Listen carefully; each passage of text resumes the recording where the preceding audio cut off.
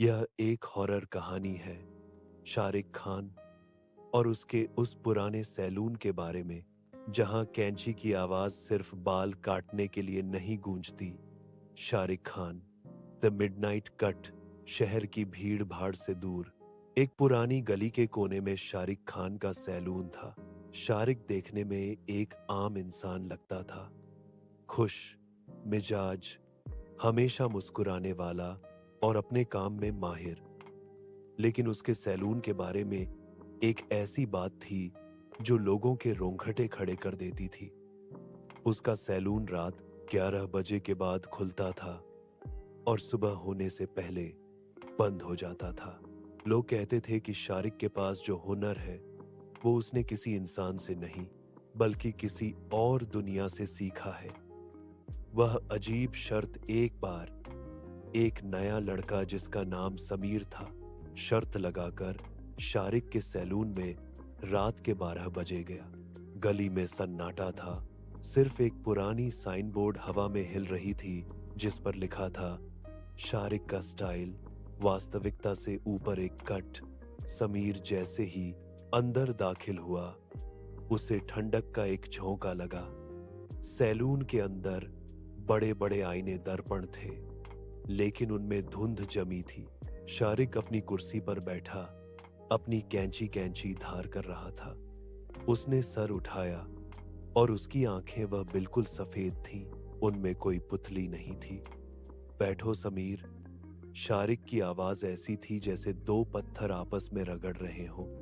तुम्हें कैसा कट चाहिए, ऐसा जो तुम्हारे चेहरे को बदल दे या ऐसा जो तुम्हारी जिंदगी ही बदल दे? कांची की वो खौफनाक आवाज समीर डर के मारे बोल नहीं पा रहा था, लेकिन उसने हिम्मत करके कहा, बस थोड़े बाल छोटे कर दो। शारिक ने समीर के गले पर एक सफेद कपड़ा लपेटा। वह कपड़ा इतना ठंडा था जैसे किसी मुर्दे का कफन हो। शारिक ने कैंची चलाना शुरू किया। चक चक चक। हर बार जब कैंची चलती समीर को महसूस होता कि उसके सर से बाल नहीं बल्कि उसकी यादें कट रही हैं। उसे अपने बचपन की बातें भूलने लगी।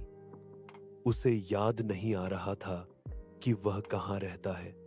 उसने आईने में देखने की कोशिश की लेकिन आईने में उसकी सूरत नजर नहीं आ रही थी।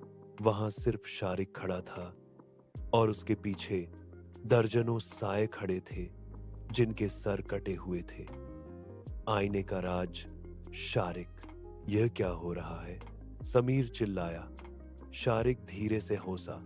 मेरे दोस्त, मैं सिर्फ बाल नहीं काटता, मैं इंसान के वजूद, एग्जिस्टेंस को काटता हूं। ये जो बाल जमीन पर गिर रहे हैं ये तुम्हारे जिस्म का हिस्सा नहीं, तुम्हारी रूह के टुकड़े हैं। समीर ने नीचे देखा। जो बाल जमीन पर गिरे थे वो तड़प रहे थे जैसे जिंदा कीड़े हों। वो बाल धीरे धीरे रेंग कर समीर के पैरों की तरफ बढ़ने लगे।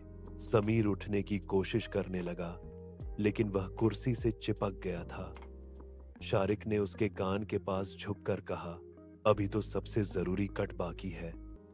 शारिक ने एक पुराना जंग लगा हुआ उस तरह रेजर निकाला। उसने उस तरह समीर की गर्दन पर रखा। उस वक्त समीर को आईने में वो नजर आया जो उसने कभी नहीं देखा था। आईने के अंदर से शारिक का एक और हाथ निकला और समीर का गला पकड़ लिया। गली का सन्नाटा। अगली सुबह जब लोगों ने सैलून का दरवाजा खुला देखा तो अंदर कोई नहीं था।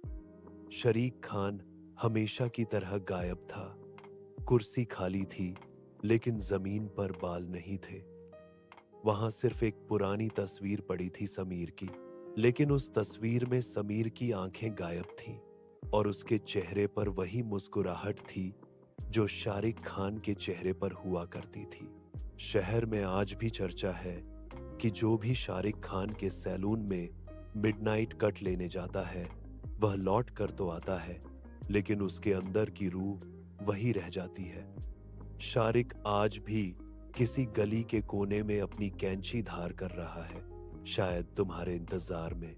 ध्यान रहे, अगली बार जब तुम बाल कटवाने जाओ और कैंची की आवाज थोड़ी ज्यादा तेज सुनाई दे, तो एक बार पीछे मुड़कर जरूर देख लेना, कहीं वो शाहरुख खान तो नहीं